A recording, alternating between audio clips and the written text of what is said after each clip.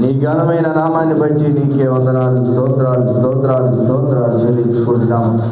ఎచ్చటి వారము ఎక్కటి వారము తండ్రి, మమ్మల్ని ఎందుకొని ఈ రీతిగా అయా నీ యొక్క ఆరాధన చేసుకోవడానికి, అయా నీ బిడ్డలైన మేము ప్రభు నిన్ను సేవించుకోవడానికి ఇచ్చిన అవకాశమును బట్టి, ధన్యతను బట్టి నీకే స్తోత్రాలు చెల్లించుకుంటున్నాం. ఈ రాత్రి అయా తండ్రి మరి ప్రభు నేను ఇంతవరకు పాటలను వాయిద్యాలు తోడైనారు నాయన. అయా తండ్రి ఆరాధన నీ ఆత్మను మాపై కుమరించిన దేవునికి స్తోత్రాలు చెల్లించుకుంటూ మేము వర్తమానంలోకి వెళ్ళుచుండగా నీ కృప మాపై కుమరించమని మాట్లాడుతున్నది నేను కాదు, నా ఆత్మని సెలవిచ్చిన రీతిగా ప్రభు నీ వాక్యము మాపై అయా వర్ధిల్ల చేయలాగున, నీ వాక్యానుసారమైన జీవితాన్ని మేము బ్రతుకులాగున అయా ప్రభ మాట్లాడుతున్న ప్రతి ఒక్క మాట మా హృదయాలు దాచుకునే కృపను ధన్యతను దయచేయమని క్రీస్తు నామమున అడుగుతున్నాం తండ్రి, ఆమేన్. మంచిది. ఈ రాత్రి మరి దేవుని యొక్క వాక్యాన్ని ధ్యానించుకుందాం. మరి పరిశుద్ధ గ్రంథంలో దేవుడు మనకు అనేకమైన వర్తమానాలు అందించి ఉన్నాడు. అయితే ఈనాటి దినాల్లో చాలామంది మరి ప్రతి ఒక్క అవసరత కోసము మనుషుల తోట తిరుగుతూ ఉండగా, దేవుడు మన కొరకు ఒక అద్భుతాన్ని చేయాలని, దేవుడు మన కొరకు అద్భుతమైన మాటలు అందించాలని ఆశపడుతూ కొన్ని విషయాలు దాచి ఉంచాడు. అయితే అందుకు కొన్ని విషయాలు మనం ఈ రాత్రి పరిశీలన చేసినట్లయితే మిగతా విషయాలు మెల్లమెల్లగా ధ్యానించుకుందాం.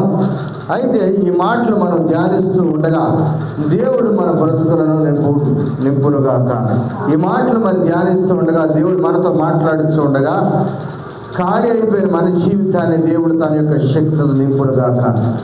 అయితే ఈ రాత్రి దేవుడు మరి నింపబోతున్నాడు అనే విషయాన్ని మనతో మాట్లాడుతూ ఆయన ఎవరిని నింపుతాడు, అసలు ఏ రీతిగా ఎవరిని నింపబోతాడు, అసలు ఎందుకొరకు దేవుడు నింపుతాడు, ఈ రాత్రి మనం పరిశీలన చేస్తే అసలు నింపడానికి గల అర్థం ఏమిటి, నింపడానికి గల కారణం ఏమిటి, ఈ రాత్రి పరిశీలన చేస్తే ప్రియమైన దేవుని బిడ్డలారా, మనము చాలా విషయాల్లోనూ చాలా సందర్భాల్లోనూ నిరాశ కలిగి నిస్పృహ కలిగి బాధతోనూ దిగులుతోనూ ఉంటున్నప్పుడు దేవుడు మనతో మాట్లాడుతూ కొన్ని విషయాలు ధ్యానిస్తూ ఈ రాత్రి మనల్ని నింపబోయేది ఆయనే.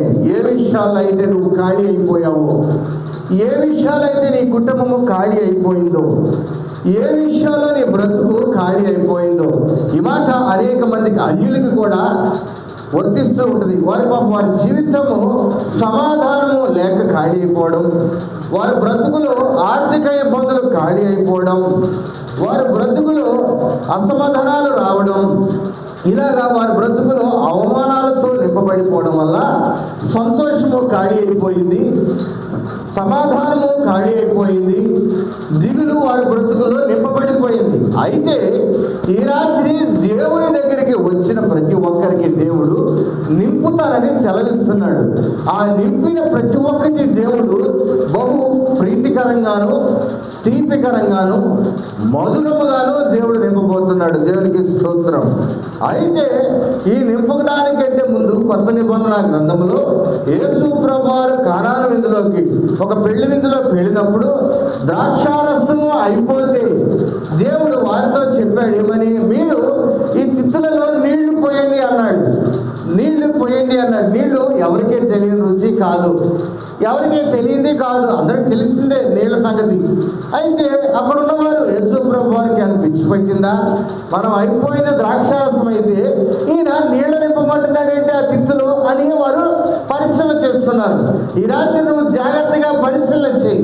యేసు ప్రభు వారు తిత్తిలో ద్రాక్షారసము ఖాళీ అయిపోతే నీళ్లు పోయమంటున్నాడు. అయితే ప్రియమైన దేవుని బిడ్డలారా, ఈ రాత్రి నీ జీవితం అనే తిత్తిలో, అంటే జీవితం అనే పాత్రలో సంతోషము ఖాళీ అయిపోయి ఉండొచ్చు, వేదన దాని నిండా నింపబడి ఉండొచ్చు, సమాధానము ఖాళీ అయిపోయి ఉండొచ్చు, ప్రతి ఒక్కటి నీ బ్రతుకులో ముళ్ళమాటగా ఆ బాధలో నింపబడి ఉండొచ్చు. కానీ ప్రభు యేసుక్రీస్తు వారు అంటున్నాడు, ఆ తిత్తిలో నీళ్ళని పొయ్యమంటున్నాడు. అంటే నీ బ్రతుకులో దేవుణ్ణి ఆహ్వానించమంటున్నాడు, పరిశుద్ధాత్మ దేవుణ్ణి దాంట్లో నింపుకోమంటున్నాడు. ఈ జీవితంలో నీ కుటుంబంలో నింపుకుంటే అది ద్రాక్షారసము లేని దాంట్లో నీళ్లు పోసిన తర్వాత అది అందరికీ పంచండి అని చెప్పాడు.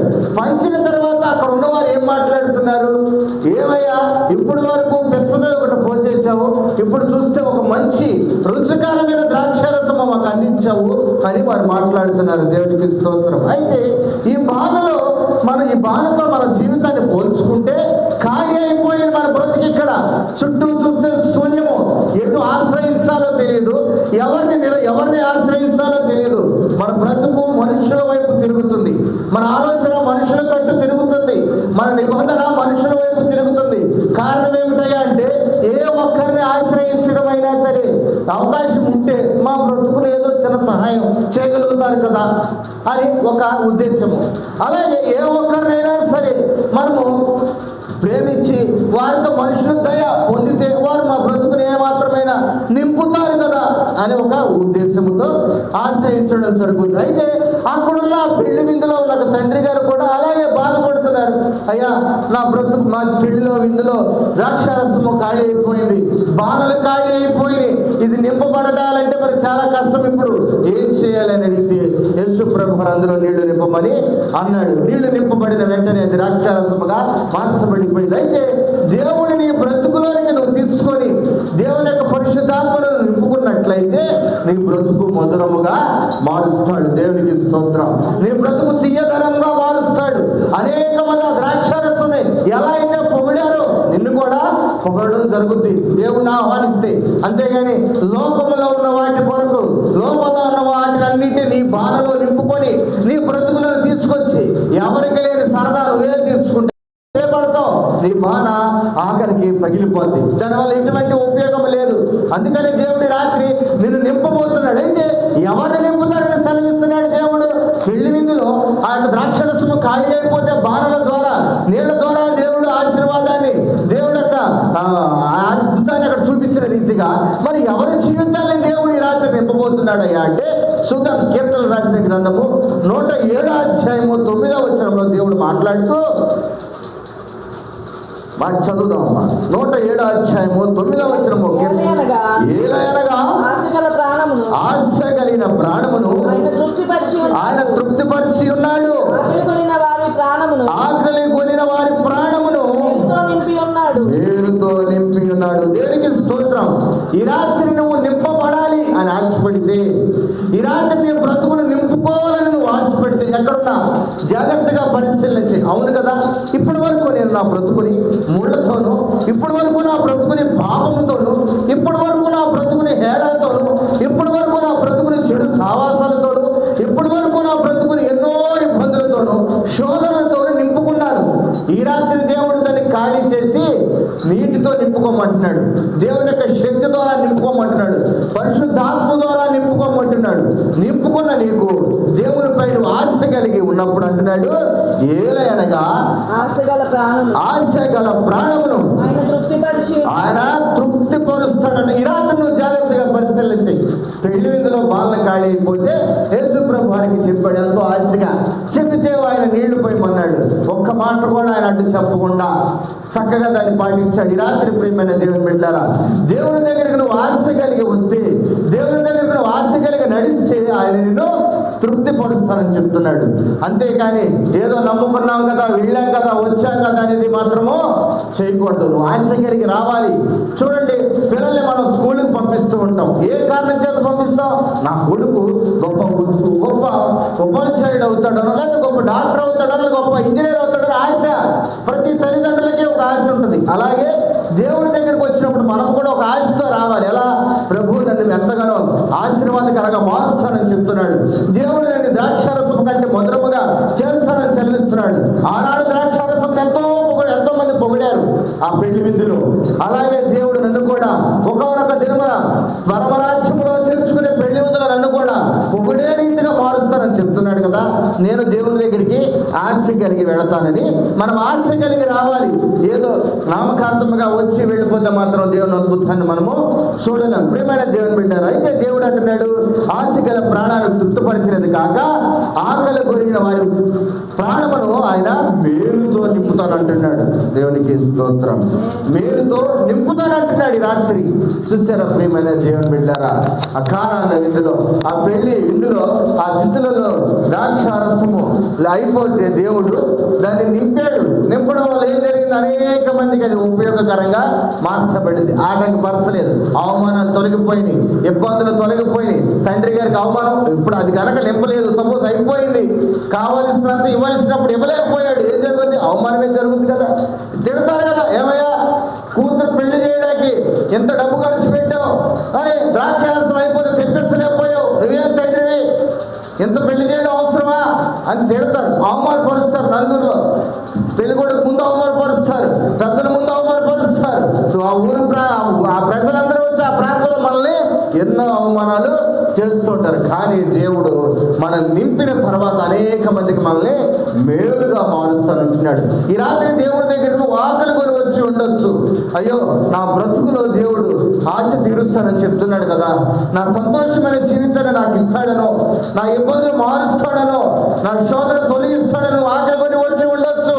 ఈ లోకములో ఆకలి ఈ లోక ఆకలి మనం తీసుకున్నా కానీ అది క్షణంలో మనం వండుకొని తినేసేయచ్చు. కానీ బాధలు ఎవరో తీర్చలేనివి, శోధన ఎవరో తీర్చలేనివి, ఇబ్బందులు ఎవరో తీర్చలేనివి, ఇరుకులు ఎవరో తీర్చలేనివి. మన బ్రతుకుని మార్చగలిగిన దేవుడు మనతో ఉన్నాడని నువ్వు ఆశ కలిగి దేవుడి దగ్గరికి వస్తే దేవుడు నిన్ను ఆకలి గురి ప్రాణాన్ని ఆయన మేలుతో నింపుతానని సెలవించున్నాడు. దేవునికి స్తోత్రం.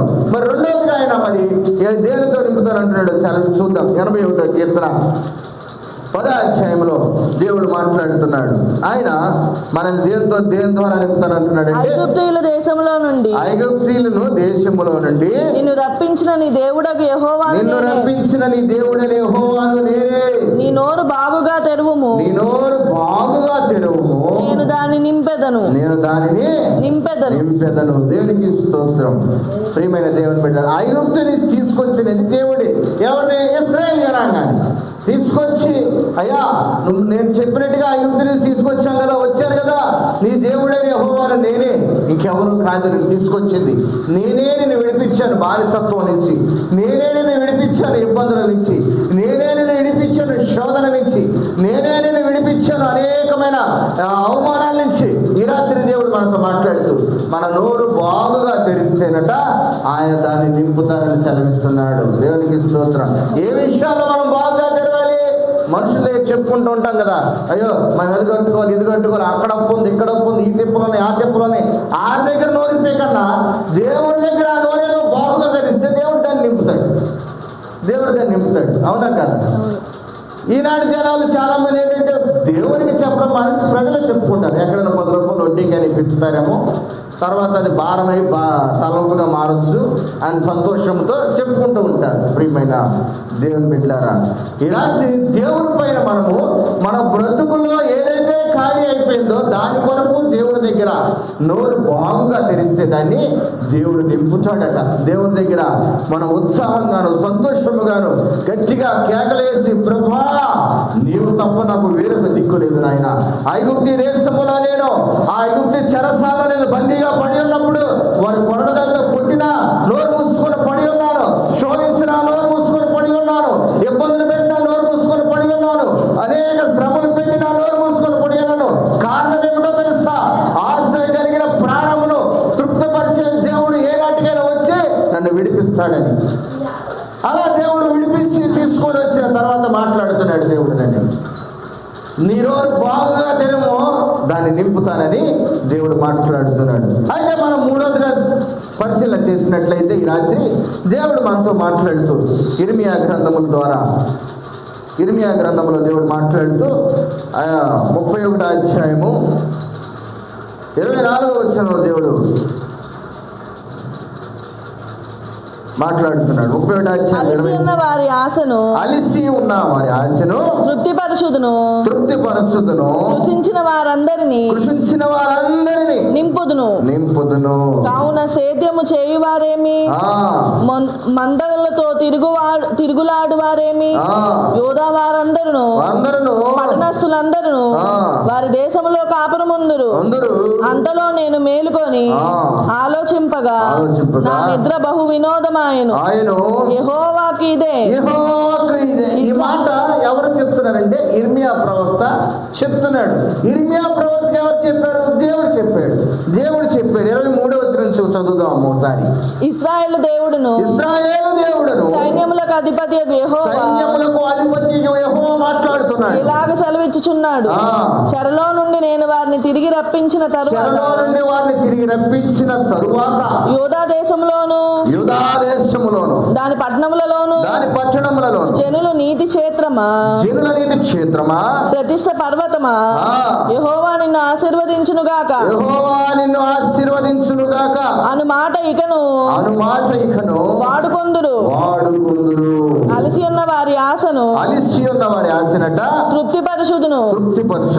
కృషించిన వారందరినీ నింపుదును. చాలమ్మా. ఈ మాట దేవుడు ఇర్మియాతో మాట్లాడుతున్నాడు. ఇశ్రాయేలు జనాంగానికి సెలవిస్తున్నాడు, చెప్తున్నాడు, ఏమని, చెరలో నుండి మిమ్మల్ని విడిపించి తిరిగి తీసుకువచ్చాను కదా, అయితే యూదా దేశమా దాని పట్టణమా మీరట ఏమంటున్నాడు, ఇక మీద ఏం పలుకుతారట, యెహోవా నిన్ను ఆశీర్వదించును అనే మాట పలుకుతారట ఇక నుంచి. ఎందుకని వారు ఆశీర్వాదాలు పొందుకొని ఉంటున్నారు కాబట్టి, దేవుడు వారిని ఆశీర్వదిస్తున్నాడు కాబట్టి, దేవుడు వారి బ్రతుకును మారుస్తున్నాడు కాబట్టి, దేవుడు వారి యొక్క చీకులను, ఇబ్బందులను, శోధనను సమస్తమును తొలగించి దేవుడు వారిని హెచ్చిస్తున్నాడు కాబట్టి మీరు ఇక మీద ఏం పలుకుతారట, యెహోవా నిన్ను ఆశీర్వదించును కాక అనే మాట మీరు వాడతారు. ఎందుకని ఇంతవరకు ఆ మాట వారు వాడలేదనుకుంటా, అంతసేపు ఏ బతుకు ఎంత ఇచ్చి చింతలు, వేదలు, శోధనలు, చేతులు, ఈ దరిద్రం అనిపించడు కన్నా మరణించడం మేలు అని అనుకుని ఉండొచ్చు పాపం. అందుకే దేవుడు వారితో కార్యం చేయించి వారు చెప్తున్నాడు, ఇక మీదట వారికి అలాంటివి ఏముండవు. ఇక మీదట వారు పలికే మాట దేవుడిని ఆశీర్వదించును గాక. ప్రతి ఒక్కరితో మీరు ఇది పలుకుటమేక, ఇక వేరే ఉద్దేశాలు ఏమి లేవు, వేరే ఆలోచనలు ఏమి లేవు.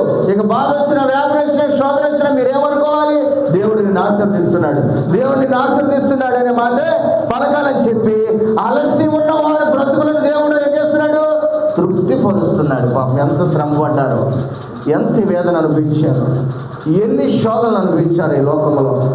అన్యులే కావచ్చు, దేవుని బిడ్డలే కావచ్చు, అసమాధానమైన బ్రతుకుని బతికి ఉండొచ్చు, అపహేళన బ్రతుకు బతికి ఉండొచ్చు, అప్పుల బాధను తట్టుకోలేక కొంతమంది చనిపోయి కూడా ఉండొచ్చు. వాటన్నిటి నుంచి దేవుడు అలిసి ఉన్న ప్రాణాన్ని తృప్తి పరుస్తానని చెప్పి తర్వాత మాట్లాడుతున్నాడు, కృషించిన వారందరినీ నింపుతానని చెప్తున్నాడు. దేవునికి స్తోత్రం. ఏ విషయాల్లో కృంగిపోయామో ఈ రాత్రి, ఏ విషయాల్లో కృంగుదల అయిపోయాము ఈ రాత్రి.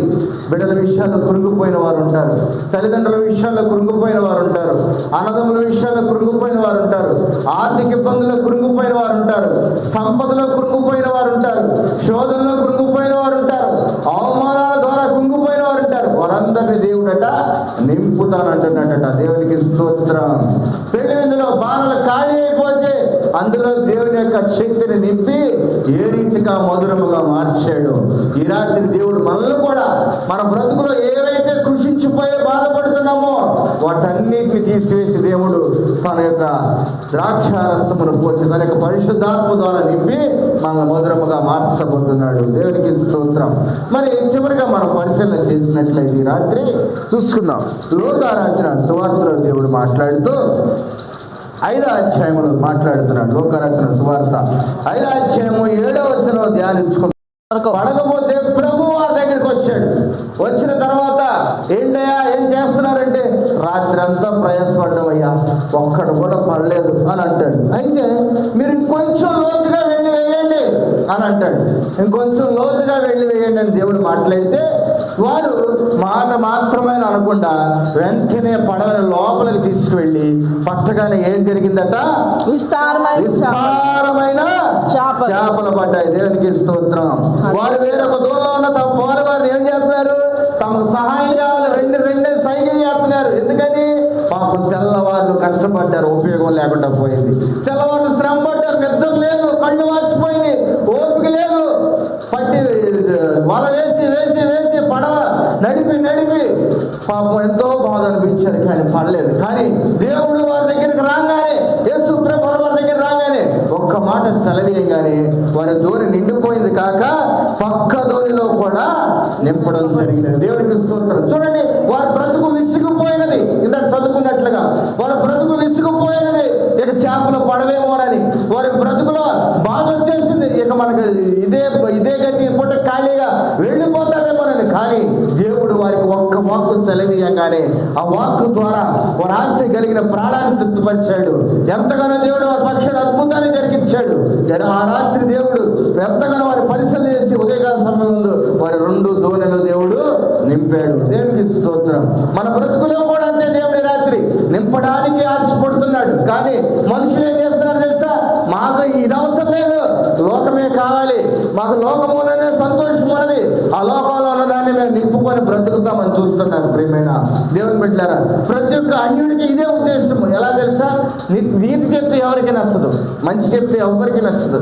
చెడు చెప్పు బ్రహ్మాండంగా కూర్చొని అంటారు, బ్రహ్మాండంగా కూర్చొని ఉంటారు. చెడు చెప్తే వారి జీవితాన్ని పాడు చేయి, వీరి జీవితాన్ని పాడు చేయి, అదిట్టా ఇదిట్టా అదిట్టా మాట్లాడుకుంటాకి చక్కగా చెవులు అప్పగిస్తారు. కానీ ఎవడైనా తప్పుదామని పడితే నానా నువ్వు అలా చేయకూడదు, అది మంచి పద్ధతి కాదు తల్లి, నువ్వు అలా నడవకూడదు, నువ్వు మంచి ఉద్దేశాలు కలిగిన కుటుంబం నుంచి వచ్చిన దానివి అని చెబితే ఎవరు వినరు. మాకు చెప్పేది ఏంటిలా అంటారు. దేవుని వైపు ఒక్కసారి శ్రమ వచ్చినప్పుడు, బాధ వచ్చినప్పుడు, ఇరుకొచ్చినప్పుడు, ఇబ్బంది వచ్చినప్పుడు తిరిగితే కనుక దేవుడు నిన్ను తృప్తిపరుస్తాడని చెప్తున్నాడు. చెరసాల నుంచి విడిపించిన ఐగుప్తు దేశం నుంచి తీసుకొచ్చిన జనాంగానికి ఇర్మియా ప్రవక్త ద్వారా దేవుడు మాట్లాడుతూ సెలవిచ్చాడు కదా, మీ బ్రతుకులు మార్చిన వాడిని నేనే, ఇక మీదట మీరు యెహోవా నిన్ను ఆశీర్వదించుననే మాట మీరు పలుకుతారయ్యా అని చెప్పాడు. చూశారు ప్రియమైన దేవుని బిడ్డలారా, విసిగిపోయి ఉండొచ్చు నువ్వు ఏదైనా వేదన చేత నువ్వు బాధపడి ఉండొచ్చు, శోధించబడి ఉండొచ్చు.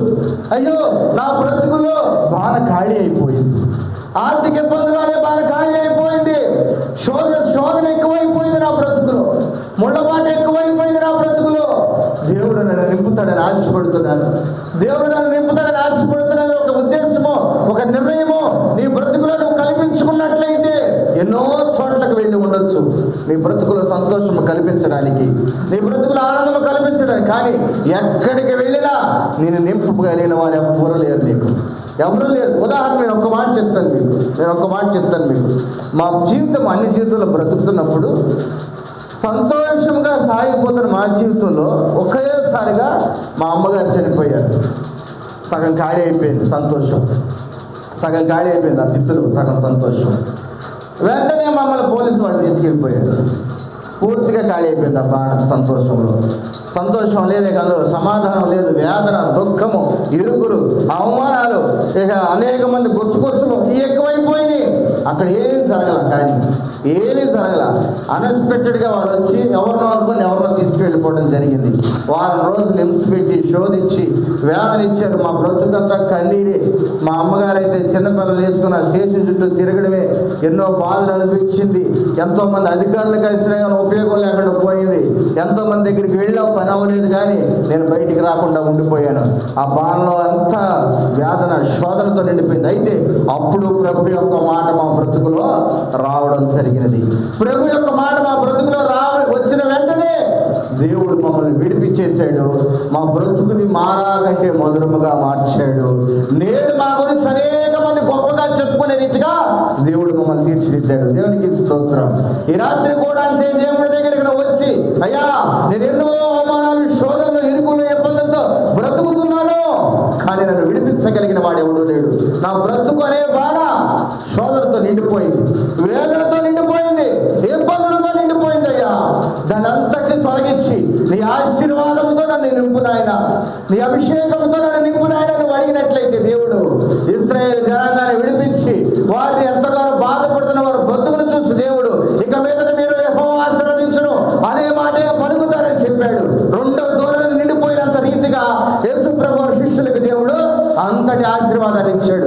కళ్ళు వాచిపోయి నిద్రలేని తనము, అయ్యో ఎంతో కష్టపడ్డారు, సముద్రం ఒడ్డున కూర్చొని బాధపడుతున్నారు, రాత్రి అంతా ప్రయాసపడ్డాం నాయన, ఒక్క చేప కూడా పడలేదు, మా కుటుంబానికి మేము ఏం పెట్టుకోవాలి అని బాధపడుతుంటే దేవుడు వెళ్ళి మీ దూడని ఇంకా కొంచెం లోపలికి తీసుకువెళ్ళండి, మీ దూడే ఈ ఉదయకాల సమయం ముందు నింపబోతుందని దేవుడు చెప్పాడు. ఈ రాత్రి కూడా అంతే, నీ ప్రార్థన ఇంకొంచెం లోతుగా తీసుకెళ్ళు, నీ అనుభవాన్ని ఇంకొంచెం లోతుగా తీసుకువెళ్ళు, నీ నోరు బాగుగా నీ దేవుడి దగ్గర అడుగు. ఈ రాత్రి దేవుడు నీ బ్రతుకుని నింపబోతున్నాడు. దేవునికి స్తోత్రం. ఎక్కడుండి నువ్వు ఏ మాటలు ఆలపిస్తున్నా సరే దేవుడు మనతోనే మాట్లాడుతున్నాడని, నాతోనే మాట్లాడుతున్నాడని. ఎన్నో వ్యసనాల ద్వారా, ఎన్నో అవమానాల ద్వారా, ఎన్నో చెడు ఉద్దేశాల ద్వారా, చెడు స్నేహాల ద్వారా నా బ్రతుకుని నింపుకున్నాడే. నా బ్రతుకునంతటిని దేవుడు మార్చివేసి నూతన పరుస్తానని మాట్లాడుతున్నాడు ఈ రాత్రి. ఆ ద్రాక్షారసపు దోనె, ఆ తిత్తులో ద్రాక్షారసము ఖాళీ అయిపోయినట్టే దేవుని యొక్క శక్తి అందులో నింపబడి ద్రాక్షారసము బహు రుచికరమైనదిగా వచ్చినట్లుగా పాత్రంతా దేవుడు తీసివేసి నూతనముగా దేవుడిని అభిషేకించి ఒక రుచికరమైన పాత్రగా దేవుడిని రాత్రి వాడుకోబోతున్నాడు. అటువంటి కృప దేవుడు మనకి రాత్రి అనుగ్రహించును గాక. ప్రార్థన చేద్దాం. మరి ఎంతవరకు దేవుడు మనతో మాట్లాడాడు కదా, మరి కొన్ని విషయాలని మరి